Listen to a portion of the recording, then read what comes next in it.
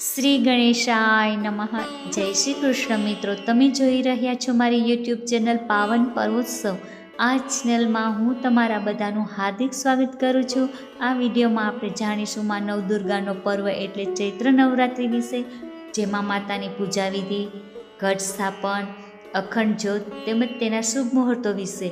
આ 9 દિવસે માતાના 9 સ્વરૂપોની પૂજા કરવામાં આવે છે, જેમાં પ્રથમ દિવસે માં શૈલપુત્રી દેવી, બીજા દિવસે માં બ્રહ્મચારિણી દેવી, ત્રીજા દિવસે માં ચંદ્રઘંટા દેવી, ચોથા દિવસે માં કુષ્માંડા દેવી, પાંચમા દિવસે માં સ્કંદ માતા દેવી, છઠ્ઠે દિવસે માં કાત્યાયની દેવી, સાતમે દિવસે માં કાલરાત્રિ દેવી અને આઠમે દિવસે માં મહાગૌરી દેવી અને નવમ દિવસે સિદ્ધિદાત્રી દેવીની પૂજા કરવામાં આવે છે. તો મિત્રો, આ વર્ષે પણ ચૈત્ર નવરાત્રિનો શુભારંભ ચૈત્ર મહિનાની શુક્લ પક્ષની પ્રતિપદા તિથિથી થાય છે. આ દિવસે નવરાત્રિ જ નહીં પરંતુ હિન્દુ નવું વર્ષ વિક્રમ સંવત 2082ની પણ શરૂઆત થાય છે. વર્ષ 2026માં ચૈત્ર નવરાત્રિ તારીખ 19 માર્ચ અને ગુરુવારથી શરૂ થઈ રહી છે, જ્યારે તેનું સમાપન તારીખ 27 માર્ચ અને શુક્રવારે રહેશે. પ્રતિપદા તિથિ જે તારીખ 19 માર્ચે સવારના 6:54 શરૂ થશે, માટે ઘટ સ્થાપનનું મુહૂર્ત પણ ત્યાર પછીનું જ રહેશે, જે આપણે હંમેશા શુભ મુહૂર્ત કે અભિજીત મુહૂર્તમાં કરવું જોઈએ. તો તેનો શુભ સમય સવારને 6:54 શરૂ થશે, જે 7:43 સુધી રહેશે, જ્યારે અભિજીત મુહૂર્ત જે બપોરના 12:10 શરૂ થશે, જે બપોરના 12:54 સુધીનું રહેશે.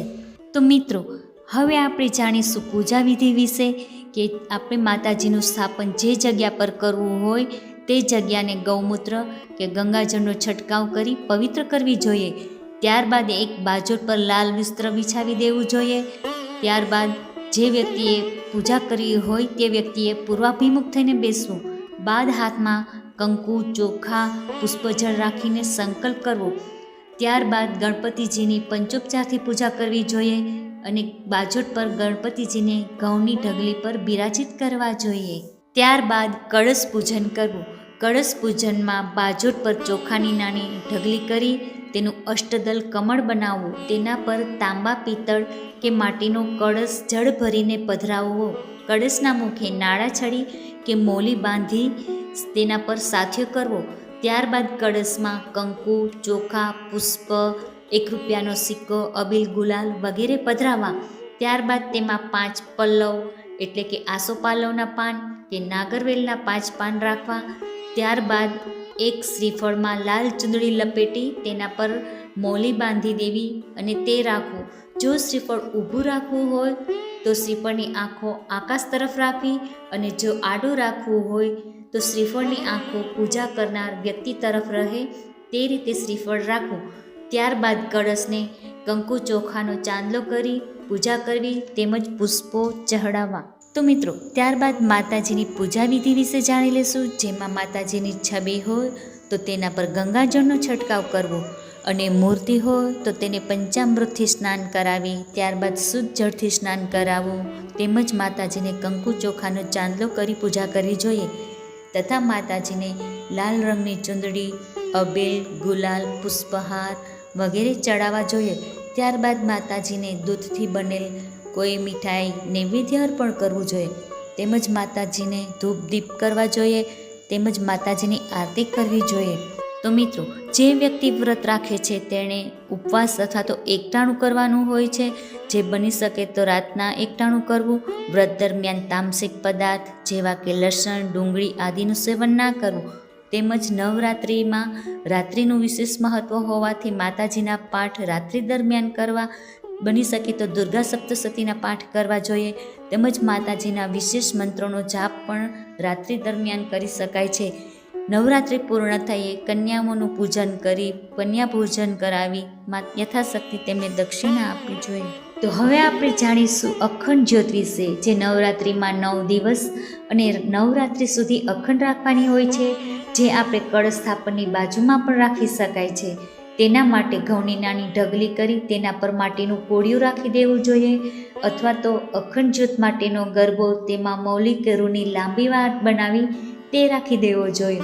ત્યારબાદ તેમાં ગાયનું ઘી અથવા તેલ રેડી જ્યોત પ્રગટાવી દેવી જોઈએ અને સમય સમય પર તે જ્યોતને ચકાસતા રહેવું જોઈએ. તેમાં ઘી અને તેલ પણ પૂરતા રહેવું જોઈએ. જ્યોત જો બુઝાઈ જાય તો તરત જ બીજા દીવામાં દીવો પ્રગટાવી અખંડ જ્યોતને પાછી પ્રગટાવી લેવી જોઈએ.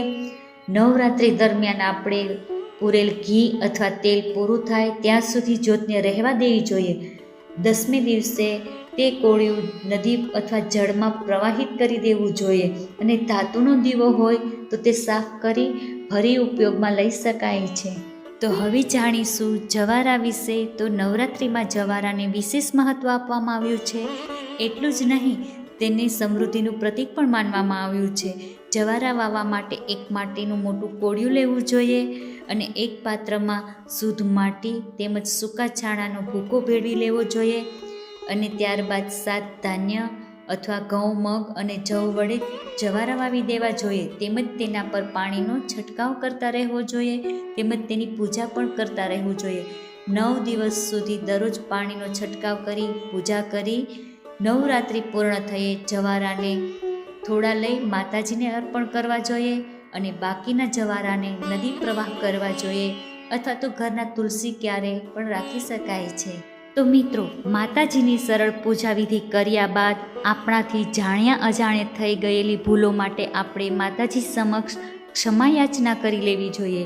જેમ કે આહ્વાનમ ન જાનામિ ન જાનામિ વિસર્જનમ પૂજા ચ એવ ન જાનામિ ક્ષમ્યતામ પરમેશ્વરી મંત્રહીનમ ક્રિયાહીનમ ભક્તિહીનમ સુરેશ્વરી યત્પૂજિતમ મયા દેવી પરિપૂર્ણ તદસ્તુ મે અસ્તુ. ધન્યવાદ.